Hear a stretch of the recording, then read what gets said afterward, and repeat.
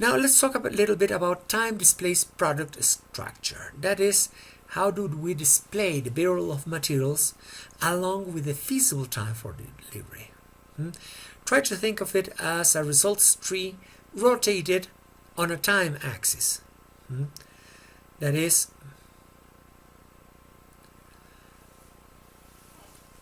we're using the same product that we had previously with the speakers. In this case, the speaker takes 1 week, but for the amplifier we need 2 weeks. Here we have 1 week, we have 2 weeks for E.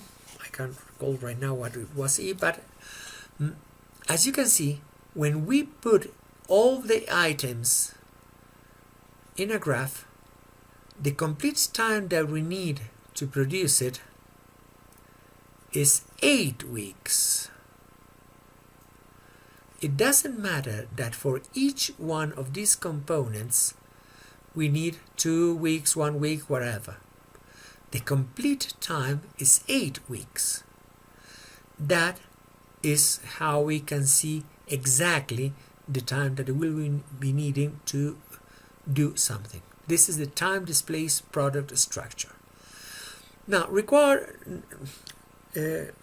respect to our net material requirements, it's the usual formula of the total requirements that we need minus what we have minus what is scheduled to be received.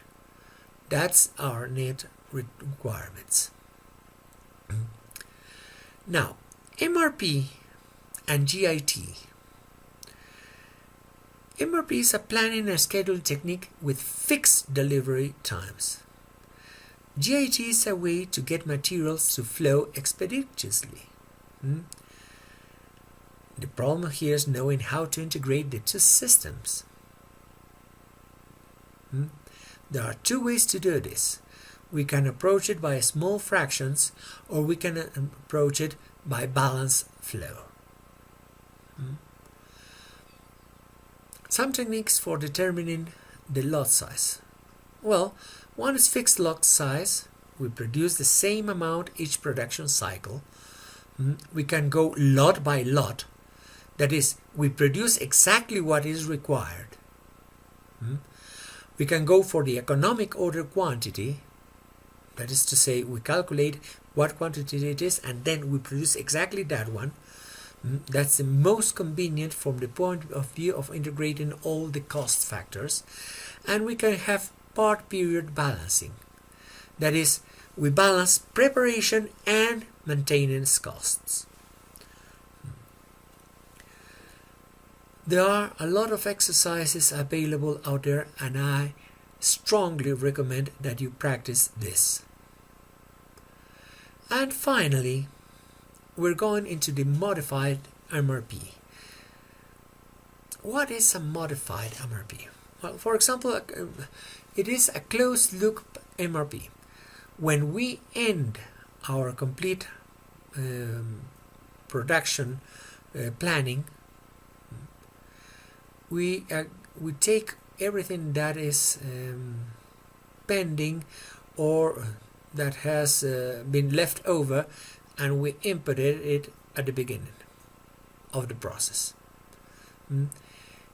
And then you start getting into MRP 2, and when you include customers and suppliers into MRP, you get what is known as ERP. That is the Enterprise Resource Planning. We're not going to be working so far with so many things later on in this course, but it's just something that we use in industry. How do we adjust the load in a closed loop MRP? Well, sometimes we use overlaps. Sometimes we use production distribution. Sometimes we use lot distribution. There are many techniques in order to take that information from the end of the process and send it to the beginning. And it doesn't need to be for the complete process from raw materials to finished products.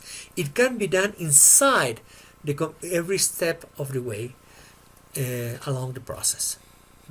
So let's check out what we have seen throughout here. We have seen the cycle of production, the push-pull boundary, we have seen MRP, we have seen segmentation, we have seen what is the bill of materials. All this information is used today to control and advance in your handling of on the planning of the materials that you require. As always, as I thank you for your attention, and I invite you to continue seeing the rest of the videos of this series.